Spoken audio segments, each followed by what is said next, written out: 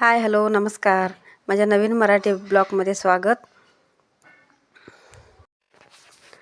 आणि आज आहे रविवार, आज आहे भोगी आणि मकर संक्रांतीच्या सर्वांना खूप खूप शुभेच्छा. आणि आज सकाळी व्हिडिओ एडिट केला आहे म्हणून आणि आजचं तुम्हाला शुभेच्छा देतो. आणि इकडं बाजरीच्या भाकरी करायला लागल्या आमच्या ताई आणि त्यांनी व्हिडिओ केलेला आहे आणि त्याने असं फोन आडवी धरून केलेलं नाही, असं उभा धरून केलेला आहे म्हणून दोन व्हिडिओ आहे. तेवढंच थोडा व्हिडिओ असंच येणार आहे.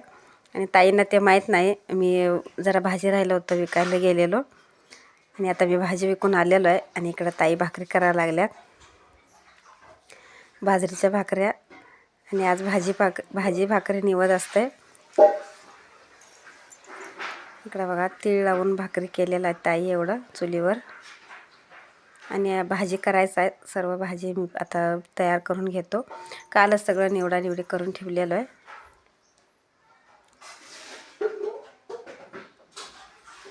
इकडं बघा, भाजीची सर्व तयारी आहे. वाटाणा आहे, शेंगदाणा, वरणा आणि भिजलेला हरभरा. आणि इकडं उसावरच्या शेंगा पण घ्यायचं असतं, गाजर, वांगी.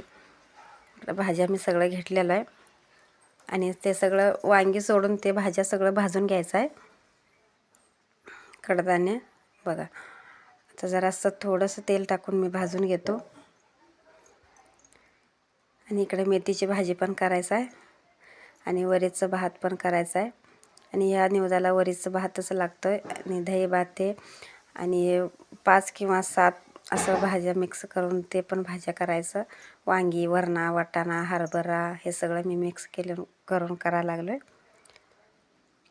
आणि कांदा, टोमॅटो, जिरं, मोहरी आणि हळद पण टाकलेलं आहे. आणि इकडे मी सगळं भाजून घेतलेलं. आणि इकडं शेंगदाण्याचं कूट पण करून घेतलेलं आहे. आणि वांगी बारीक चिरून घेतलेलं आहे.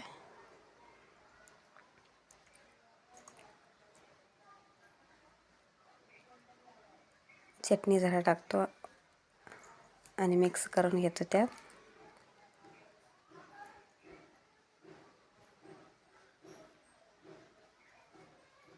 आणि आता ते टाकून सगळे मिक्स करून घेतो.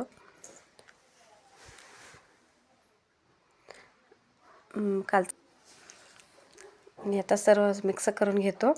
आणि त्यात जरा चवीनुसार मीठ, कोथिंबीर सगळं टाकून गलासभर 1 गलास 1.5 गलास पाणी घालायचं आहे त्यात.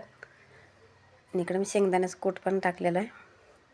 शेंगदाण्याचं कूट टाकल्याने जरा भाज्यांना चव येते म्हणून मी सगळ्या भाज्यांमध्ये शेंगदाण्याचं कूट टाकतोच. आणि मिक्स भाजीला पण टाकलेलं आहे. बघा, मी 1 ग्लास पाणी घातलेलं आहे आणि जरा घालतो पाणी.